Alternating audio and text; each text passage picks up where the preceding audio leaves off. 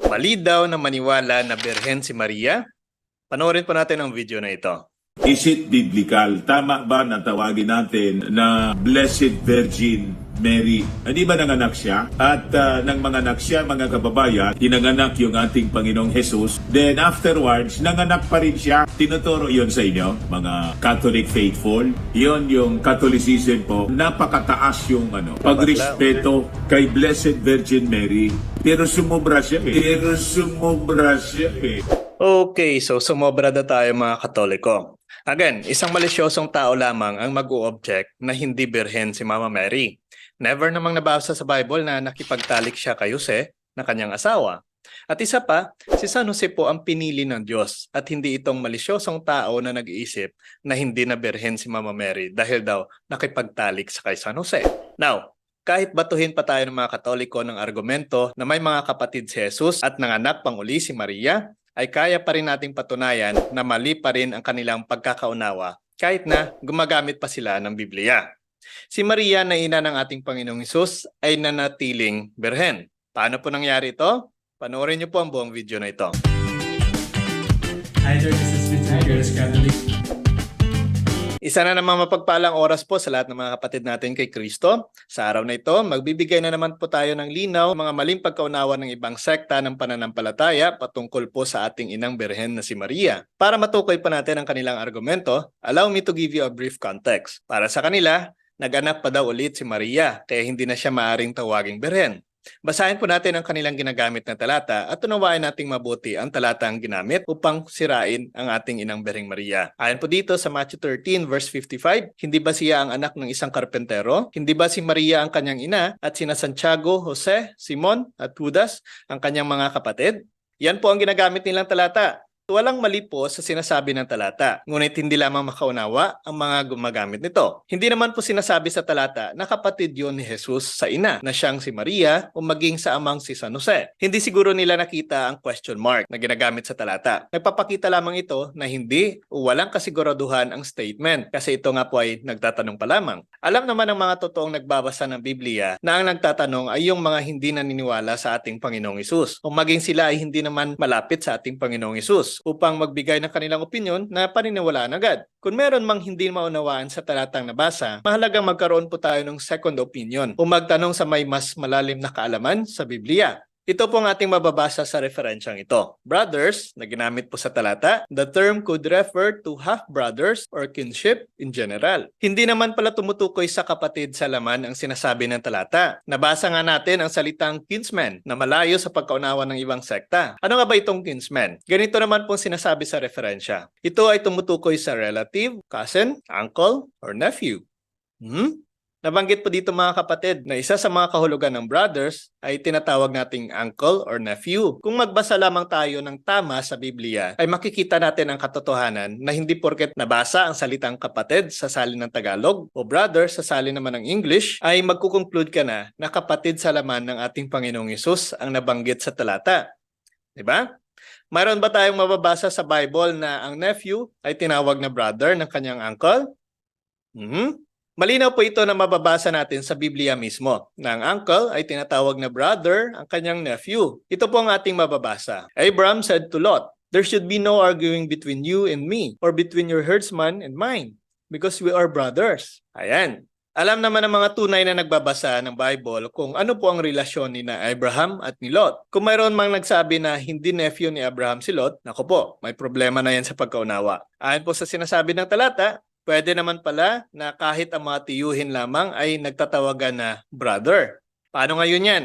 Na may malinaw na po tayong paliwanag sa issue ng ibang sekta ng pananampalataya patungkol sa kung may mga kapatid pa si Jesus. Subalit alam naman po natin mga kapatid na ang mga totoong tagasunod lamang ni Kristo ang tatanggap sa ating paliwanag sapagkat ang totoong tagasunod ni Kristo ay naniniwala sa simbahan na siya mismo ang nagtatag nito. Sa mga hindi pa rin po naniniwala na walang kapatid sa laman or biological brother ang ating Panginoong Hesus, ito po ang dapat nilang sagutin na katotohanan. Ayon po sa sinasabi sa Luke chapter 2 verse 41 to 42 na saan ang kapatid ni Jesus noong 12 years old na siya at nagpunta sila sa Jerusalem para dumalo sa fiesta. Diba? Grabe naman po kung mangyaring may kapatid nga sa laman ng ating Panginoong Hesus. Hindi naman mangiiwan ang matitinong magulang ng kanyang mga anak at dumalo lamang sa isang fiesta. Ito po ay napakalinaw na patunay na berhen talaga si Maria na ina ng ating Panginoong Hesus sapagkat wala siyang kapatid sa laman. Hindi na nasundan pa ang Panginoong Hesus dahil hindi naman ginalaw ni San Jose si Mama Mary. Kagaya po ng iniisip ng iba. Mga malisyoso lamang ang magsasabi na ginalaw ni San Jose si Maria. Diba? Kaya nga si San Jose ang naging esposo ni Mama Mary kasi nga kaya niyang tuparin ang kalooban ng Diyos. Iyon naman ang hindi kayang gawin ng mga judgmental na nagsasabing hindi na berhen si Mama Mary dahil para sa kanila ay may nangyari daw after Jesus was born. Paano naman kaya natin mapapatunayan na hindi nga ginalaw ni San Jose si Mama Mary? Simple lang naman ang sagot natin dyan, mga kapatid. Ang pag-aasawa ni na Mama Mary at ni Saint Joseph ay extraordinary sa kadahilan ng pinakasalan ni Saint Joseph si Mama Mary sapagkat ito'y nagbubuntis sa ating Panginoong Hesus. Kahit sabihin nating nakatakda na silang magpakasal, subalit alam naman natin na ang babaeng malalaman na buntis bago pa ang kasal ay binabato hanggang mamatay. Kaya malinaw na extraordinary ang pagpapakasal ni Saint Joseph kay Mama Mary sapagkat nalaman na niya na buntis si Mama Mary sa pamamagitan ng Holy Spirit. At hindi ito nagdalawang isip na sundin ang kalooban ng Diyos na pakasalan si Mama Mary. Malinaw po yan, mga kapatid. Nabasa natin sa Biblia kung paano naging extraordinary talaga ang pag-aasawa ni Saint Joseph sa kay Mama Mary. Kaya malabong iba ang piliin ng Panginoon maliban sa kay San Jose, sapagkat siya ay matuwid na tao na handang sumunod sa kalooban ng Diyos. Bilang dagdag na paninaw patungkol po sa hindi paggalaw ni San Jose sa kay Mama Mary, alalahanin natin ang sabi ng Biblia na walang imposible sa Diyos. Kung yan po ay imposible sa pag-iisip ng ibang tao, dahil sa kanilang estado bilang tao, dapat pa natin paniwalaan na para sa Diyos ay walang imposible. At isa pa po, si San Jose, alam naman natin na hindi niya nilabag ang kalooban ng Diyos. At ito po ay nagpapakita na siya ay napuspos ng banal na espiritu na nagbubunga ng ganito. Makikita natin sa taong namumuhay sa kapangyarihan ng banal na espiritu ang pag-ibig, kagalakan, kapayapaan, pagtitiis, kabutihan, kagandahang loob, katapatan, kahinahunan, at pagpipigil sa sarili. Kung ganito ang pamumuhay natin, hindi natin malalabag ang mga utos ng Diyos.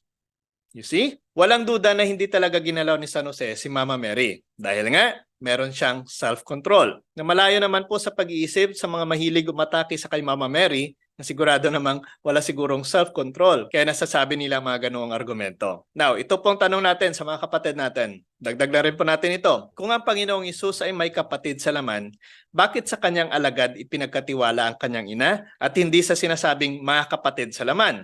Di ba? Mahalaga din na malaman natin ang katotohanan patungkol sa bagay na ito. Pagkat ito naman ay mababasa natin sa Biblia noong panahong nagpapako ang Panginoong Hesus sa krus. Napakalino naman po ang ating mga nilatag na mga patunay. Talagang nanatiling berhen si Maria na ina ng ating Panginoong Hesus. Wala siyang kapatid sa laman, ayon mismo sa Biblia na ating binasa, at ito ay hindi gawa-gawang kwento lamang. So sana po nakatulong po ang ating video na ginagawa at sana po ay nasagot po ang mga katanungan natin na nagbibigay sa atin ng pag-aalinlangan sa ating pananampalataya. Kaya mga ka-curious, ibahagi niyo rin po ang video na ito upang mas malawak pang maabot ito at mas marami pa matulungan ito. At sa mga kapatid po natin na nagbibigay ng kanilang suporta, maraming salamat. Sa inyo na nag-send ng stars, maraming salamat po. Gagamit po natin ito sa pagpapalago ng ating munting page at of course sa mga pinaplano pa po natin mga corporal works of mercy na pwede po nating mapagbahagian ito. At sa mga kapatid po natin na hindi pa po nakapag-follow o nakapag-subscribe sa ating munting channel, Mr. Curious Catholic, sana po i-click na po yung follow button o ang subscribe button upang maging updated po kayo sa mga bagong uploads po natin. Muli po, this is Mr. Curious Catholic. Kasama po ninyo sa pagtatanggol ng ating simbahan. Pro Deo et Iglesia. Sa Diyos po ang lahat ng kapurihan. Hello mga kalay ko, nabasa niyo, ang ganda. Lumapit kayo sa akin. Kung ako po ay katotestante pa, hybrid ng Katoliko at Protestante, marami tayong mga katanungan sa ating isipan patungkol sa ating pananampalataya bilang Katoliko. Marami tayong mga bagay na nag-aagam-agam sa ating kaisipan na totoo ba to? May paliwanag ba ito? Huwag kayong mag-alala, na-curious lang kayo. Kaya salamat naman yung aking pagiging curiosity ito ay natugunan ng mga kasagutan sa mga taong nag-aral at lehitimong tagapagturo ng ating pananampalataya. Kaya kung kayo man ay naging katulad ko noon, ay huwag po tayong magtatanong sa hindi Katoliko. Tayo po ay magsiyasat at atin pong tuklasin yung yaman ng ating pananampalataya. Upang sa ganon ay hindi po tayo maging mangmang sa sarili nating pananampalataya. Kaya kung ninanais po ninyo na mapunuan ng tamang kaalaman ang ating mga katanungan sa ating isipan patungkol sa ating pananampalataya, may tip ako sa inyo. Pasyalan po ninyo ang channel ng Curious Catholic. At makikita po ninyo yung mga topic doon. At sa inyong pakikinig, tinitiyak ko, magiging tulad ko rin kayo. Manny Lumibaw po, isang solidong Katoliko. Pro Deo et Ecclesia.